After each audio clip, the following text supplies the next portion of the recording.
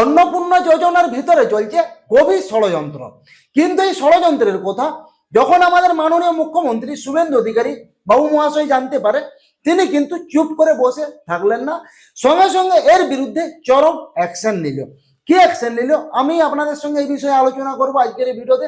তার আগে বলি, নমস্কার বন্ধুরা, আমি মানু, আপনাদেরকে অনেক অনেক স্বাগত, শুভেচ্ছা, ভালোবাসা জানাচ্ছি আমাদের এই ছোট্ট ইউটিউব চ্যানেল মানু পাত্রতে। বন্ধুরা, অন্নপূর্ণা যোজনার ফর্ম ফিল আপ যখন শুরু হয় আগের মাসে, তো অনেক মহিলা আমাদের পশ্চিমবঙ্গের অনলাইনে ফিল আপ করেছে, কেউ কেউ অফলাইনে ফিল আপ করেছে, কেউ পৌরসভায় গিয়ে ফিল আপ করেছে, কেউ বিডিও অফিসে গিয়ে ফিল আপ করেছে, কেউ আবার পঞ্চায়েতে গিয়ে ফিল আপ করেছে। তবে অনেকে এবার ফিল আপ করেনি, এই মাসের থেকে ফিল আপ করছে।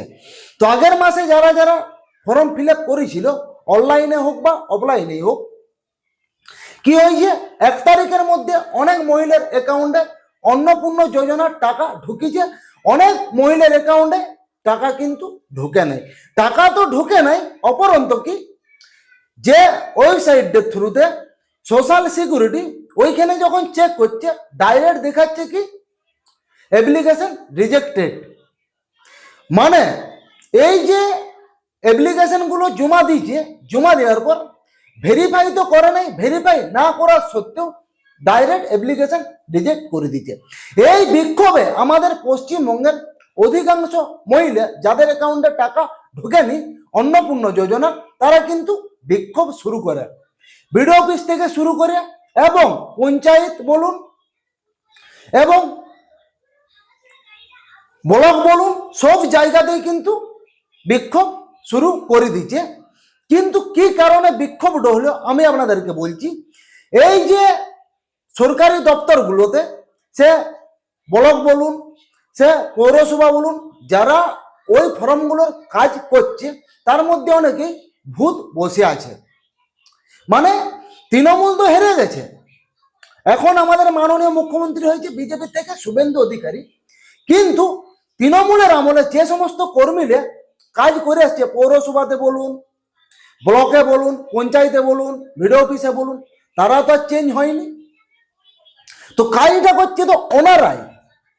তো তৃণমূলের অনেকেই নেতা এখনো আছে, উপর মহল থেকে ফোন করে করে অর্ডার দিচ্ছে, এবং যারা যারা তৃণমূলপন্থী তাদের ফ্যামিলির মহিলাদের আগে অ্যাপ্রুভ করে দিচ্ছে এবং তাদের অ্যাকাউন্টে হজজ হজজ করে 3,000 টাকা ঢুকতে থাকছে। এবং যাদের যাদের অ্যাপ্লিকেশনগুলো রিজেক্ট করে দিচ্ছে, উইদাউট চেকে রিজেক্ট, ভেরিফাই না করে রিজেক্ট। এই কারণে আমাদের পশ্চিমবঙ্গের অধিকাংশ মহিলারা বিক্ষোভ শুরু করেছে। বিক্ষোভ করাটা স্বাভাবিক, পাশের বাড়ির মহিলার অ্যাকাউন্টে যদি 3,000 টাকা ঢুকে এবং আমাদের বাড়িতে যদি 3,000 টাকা না ঢুকে মহিলার, বিক্ষোভ তো হওয়া স্বাভাবিক। কারণ একজন পাচ্ছে, আমি পাচ্ছি নি, তাহলে আমার অ্যাকাউন্টে কি প্রবলেম আছে সেইটাও দিচ্ছে নাই। তো একটা তো অপশন তো থাকা দরকার যে কি কারণে অ্যাপ্লিকেশনটা রিজেক্ট হলো। কোনো অপশন নাই, উইথাউট অপশনে রিজেক্ট। এই কারণে বিক্ষোভটা বেশি শুরু করছে, এইটা হচ্ছে আসল কারণ। কিন্তু এই ঘটনাটি যখন শুভেন্দু অধিকারী বাবু মহাশয় জানতে পারে, যে সমস্ত পৌরসভা, ব্লক বলুন, পঞ্চায়েতে বলুন, যে ভূতগুলো উপর মহলের কথা শুনে কাজগুলো করছে, 32,000 কর্মচারীকে সকজ করল। বুঝতে পারছেন, 32,000 কর্মচারীকে সকজ করলেন। কিন্তু কাল নর্থ বেঙ্গলের অসীম সরকার, তিনি এসেছিলেন ফেসবুকে লাইভে, তিনি একটি কথা বলল, টাকা সবাই পাবে, কেউ বেশি বিক্ষোভ করবেন নাই। এইটা একটা তৃণমূলের চাল, পুরোটাই বিজেপিকে নিচে নামানোর চেষ্টা। তো সবর করুন। প্রথমে বলেছিল 1 থেকে 4 তারিখ, এরপর বলেছে 1 থেকে 15 তারিখ। তবে যে কটা কার রিজেক্ট দেখাচ্ছিল আজ ইনকোয়ারিতে ফেলিছে, মানে চেক হচ্ছে। উপর মহল থেকে অর্ডারটা এসছে বলেই চাপে পড়ে বাপ বলতে বলতে ইনকোয়ারি শুরু করেছে। এই যে অসীম সরকার এবং শুভেন্দু অধিকারী বাবু মহাশয় যে কথাগুলি বলেছিল কাল, একদম ঠিক কথাই বলেছিল, যে উপর মহলে যে ভূতগুলো বসে, যে সেই ভূতগুলোর কাজ। মানে যারা এতদিন ধরে তৃণমূলের আমল থেকে সরকারি দপ্তরে ডিউটি করছে এবং উপর মহলের যারা কথা শুনে আসছে, তো অনেকেই আছে তাদের ছেলে পেলে তৃণমূলের আমলে ঘুষ দিয়ে চাকরি পেয়েছিল, সে যে কোনো ক্ষেত্রেই হোক, তো তারা তো শুনতে বাধ্য। এই কারণেই তারা শুনেছে, শোনার পর কি ফ্যাশনটাই ফেসেছে বুঝতে পারছে, 32,000 কর্মচারীকে শোকজ করলেন। হওয়াটা অত্যন্তই দরকার ছিল, কারণ একজন মহিলার অ্যাকাউন্টে 3,000 টাকা ঢুকেছে আর একজন মহিলার অ্যাকাউন্টে 3,000 টাকা ঢুকে নাই, এবং উইদাউট রিজনে যদি রিজেক্টেড দেখায়, তো অটোমেটিক তো একটা মহিলা টেনশনে পড়বে কি?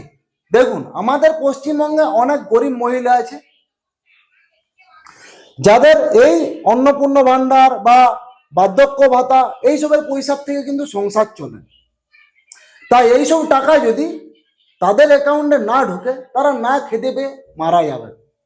এমনকি উপর মহলের ভূতদের কথা শুনে অনেকেই ভালো ভালো পরিবার তাদের অ্যাকাউন্টে 3,000 টাকা ঢুকে গেছে, এবং অ্যাকচুয়ালি যারা প্রাপ্য, যারা গরিব মানুষ, যারা মিডল ক্লাস পরিবার, তাদের অ্যাকাউন্টে কিন্তু টাকা ঢুকে নাই।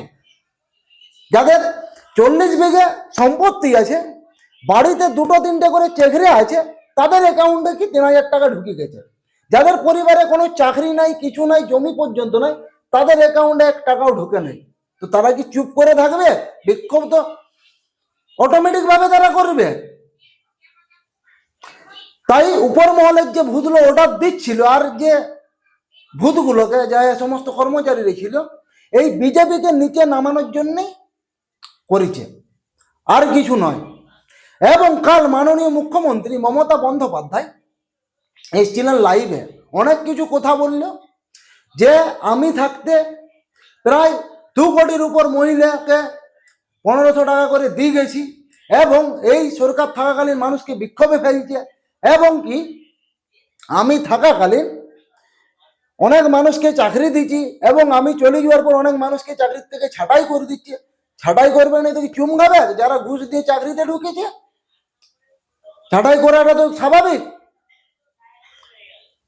মমতার আমলে যারা যোগ্য, চাকরির জন্য প্রাপ্য, তাদের চাকরি হয়নি, অনেকে আছে ঘুষ দিয়ে চাকরি ঢুকে গেছে।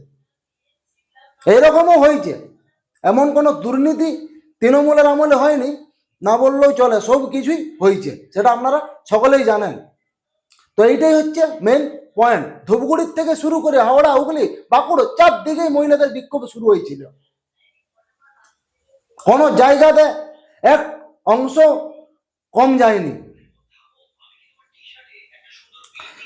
এবং আজ থেকে এই বিক্ষোভ মোটামুটি বন্ধ হয়েছে। যখন থেকে এই রিজেক্টগুলো ইনকোয়ারিতে ফেলেছে, দেখা যাক টাকা কবে ঢুকে, এই অপেক্ষায় আমাদের পশ্চিমবঙ্গের মহিলারা আছে। তো বন্ধুরা, এই বিষয়ে আপনাদের কি মতামত, এবং এই ভূতদের ব্যাপারে আপনাদের কি মতামত, যাদের ইশারা এই কাজগুলো করছিল, আপনারা অবশ্যই কমেন্টে জানান। এবং ভিডিও যদি ভালো লাগে অবশ্যই ভিডিওটিকে লাইক করুন, এবং যথেষ্ট পরিমাণে ভিডিওটিকে শেয়ার করুন। তো ভিডিওটা এখানে আমি স্টপ করছি।